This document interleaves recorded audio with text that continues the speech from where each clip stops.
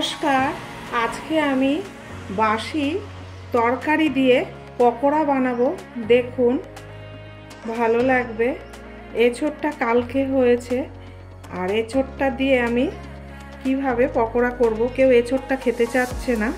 এবার পকোড়াটা বানালে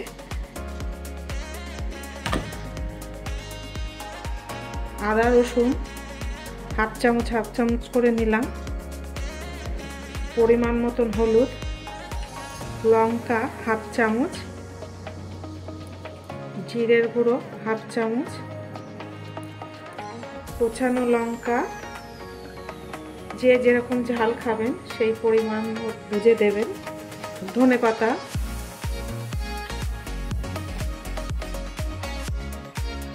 কোচানো পেঁয়াজ দিলাম, 4খানা কোচানো পেঁয়াজ, বেসন দেব, 3 চামচ বেসন দিলাম, চালের গুঁড়ো 3 চামচ,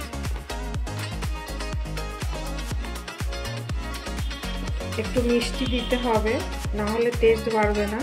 চিনি দিয়ে দিলাম, গরম মশলা। এবার মেখে নেব।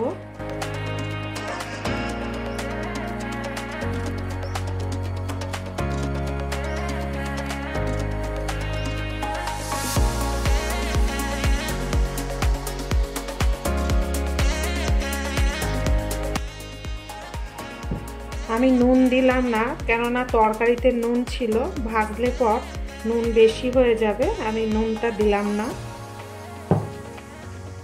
না হলে সব কিছুই দিলাম। আমার মাখা হয়ে গেছে, দেখুন কীরকম করে মেখেছি।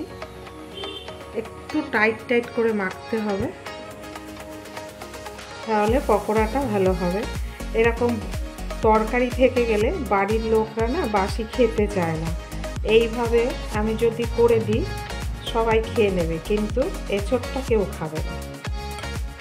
আপনারাও এরকম বানিয়ে দেবেন, বুঝতেও পারবে না যে কিসের পকোড়া খাচ্ছে। তা গরম হয়ে গেছে, এবার পকোড়াগুলো ভাজবো।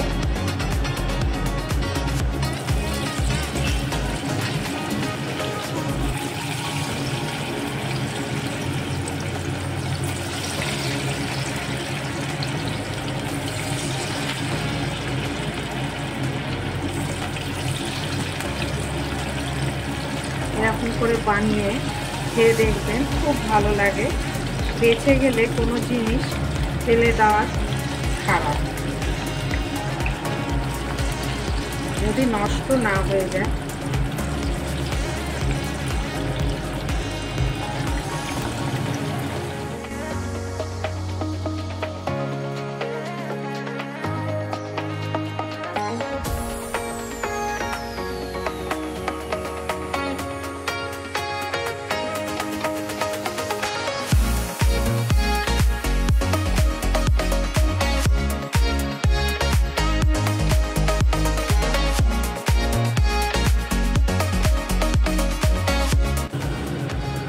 এবার দেখুন ভাজা হয়েছে লাল লাল করে,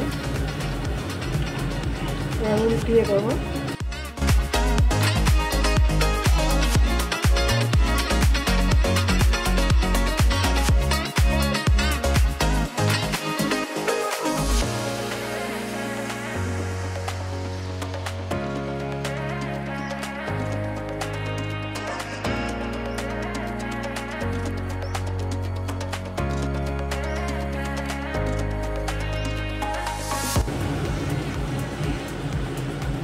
ভাজা হয়ে গেছে,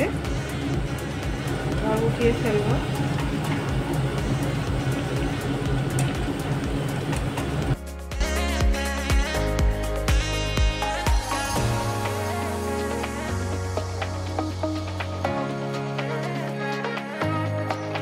এবার এরকম করে সব পকোড়াগুলো ভেজে নেব।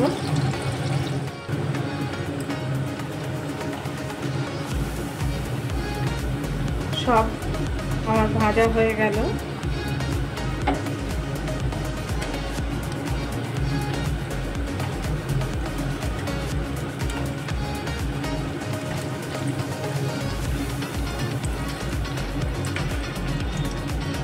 ফ্যানটা বন্ধ করে দেবো।